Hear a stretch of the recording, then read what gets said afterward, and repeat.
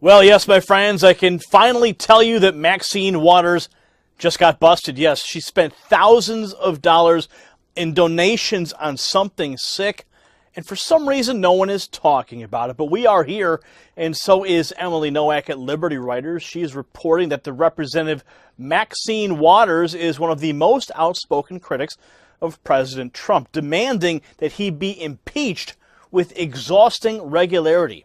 A darling on the left, Waters rarely comes under fire from her own party, but a recent Federal Election Commission report, well, it might just change that. Waters' campaign committee was found to have spent a whopping $10,000 to get tickets to the Broadway hit Hamilton.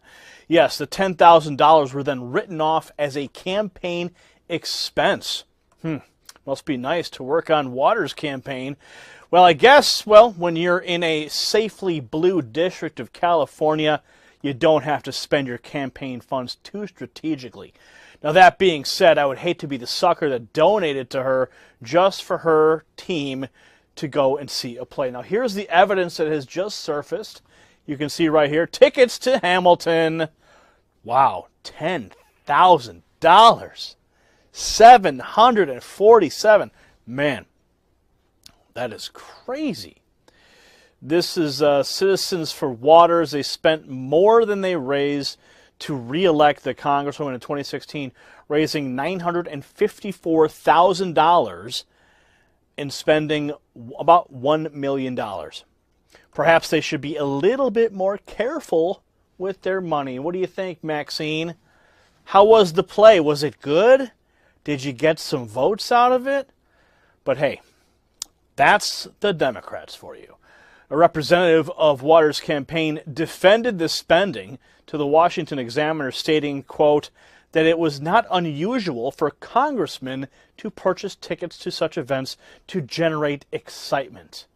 Oh, this is about going into the public, and we're going to go see Hamilton. Oh, right, yeah. Well, keep in mind, Waters is running again in 2018, so let's make sure her constituents see what she's spending their money on by sharing this thousands and thousands. How about 10,000 times, right? One share for every dollar spent going to see Hamilton. So what are your thoughts on this recent expose of Mad Maxine Waters? We've seen nationalism distorted into nativism. We've forgotten the dynamism that immigration has always brought to America. Some of the politics we see now, we thought we put that to bed. I mean, that's folks looking 50 years back.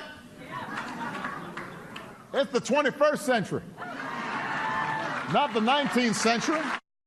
All right, former Presidents Bush and Obama seem to be taking not-so-veiled jabs at President Trump without ever mentioning his name. But should they have just avoided old out and mentioned his name rather than be so obsequious about it? Wall Street Journal's Shelby Holliday, my audio wingman, Dion Baya, Internet radio sensation Mike Gunzelman, we call him Guns, and Miss America 2008, Kirsten Hagelin. All right, Guns, just say it.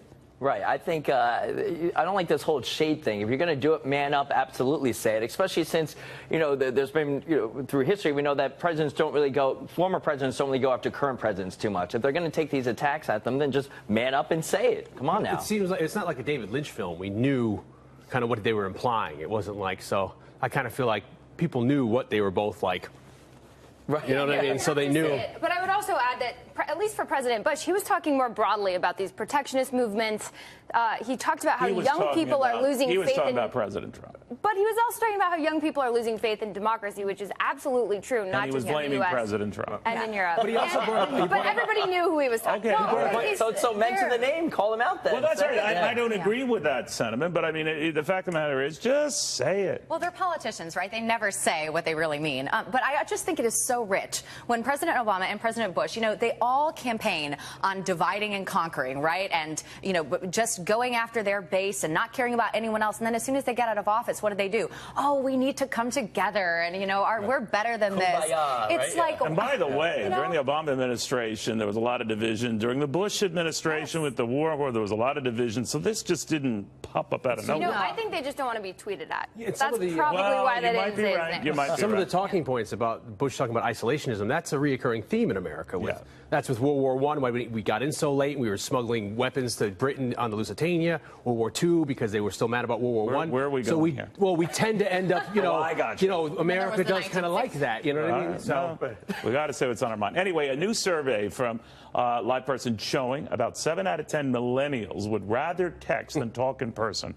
Kirsten, doesn't surprise me one bit. No, it doesn't. And it's interesting, actually. The generation under us, Gen Z, are even more attached to their phone. Gen Z, yes. We don't like that. No, they're not as cool. No, but they're even more attached to their phones. No, they you're can't right have about that. face-to-face conversations. And actually, in Silicon Valley, there's a great article in The Guardian that said Silicon Valley elites who are part of creating this technology are actually sending their kids to schools where there are no iPads, iPhones, or devices allowed. You see when you go out, you go to a restaurant or even a grocery store, you see even like toddlers on a phone. And a part of it is, I remember growing up and Good going babysitter. out. Yeah, I remember going out and get home from school, you get out on your bike, you go out until like dinner time or when it got dark. Nowadays, people don't even go out anymore. They have to have play dates organized by their parents. They stay inside, so it's almost like they're encouraged to do this now. The big problem is the fact that we're more connected than ever before, but at the same time, we're also more disconnected than ever before as far as as far as relationships go. Which I think a lot of us have anxiety, depression, of course. Well, if you lose your device, you left your smartphone at home, would that be a big deal? I'd be freaking out. Really? You know, but I did this the other day, actually, and it was amazing how much more I saw. It's liberating. Like, I actually saw and observed things that I never had before on my daily walk, because you're going like this. Yeah. So it's actually very peaceful and healing. I think more people should do it. The worst part is the fact that you're not able to get, like, as far as dating goes, if they don't respond back to you, you know they have their phone on them. And I'm like, what's going on? I know that. I'm like, you have your phone, text me. Do you text them and then you realize they've read your text? Right, or they'll tweet out a minute later, and I'm like, what about me? That's the terrible thing about bullying and stuff, because kids on a Friday can't go home and be away from it. They'll still get bullied on the online and stuff like that. So there's no kind of like respite from any of that. We just had a Wall Street Journal article recently that said people look at their phones 80 times a day. You pull out your phone and you look at it 80 times a day. So not only are you dependent on it, but it also weakens your intellect, because you're relying on it to remember things, to remember how to spell, to research certain topics. I understand. So I guess I'm always texting you. I think we should go on more walks without our phones. I agree. Good idea. Yeah. Well, here's something. I don't know whether it's going to get your goat here, but one school is canceling its Halloween parade, changing the name of the holiday to Black and Orange Spirit Day. Boo. So But look at this. It's not going over too well. How do you like our costumes? Where are you going? We're going to the Halloween parade. Oh no, they canceled the Halloween parade this year. No! Candy! They have Christmas lights up there. Scary on many levels. My school, when I was growing up, we used to have a Ghosts and Goblins Day, and everyone would dress up. Now you work with Imus. Well, you said that. But they changed it to Saints and Angels Day because it was too offensive. Like, come on. Who decides this? Well, they said These that nut job parents. They said they canceled it because it's not inclusive, and I can't figure out: are they afraid of racially insensitive costumes? Are they afraid that some families aren't going to be able to afford costumes? I just can't figure out. Usually, you at least get the PC rationale, but I don't get it. I actually think that like people are going to dress their kids up in like blackface or yellowface. I mean, it's insane. I was little, I dressed up as a pirate. I mean, do they think that like Somali pirates are going to get mad at me?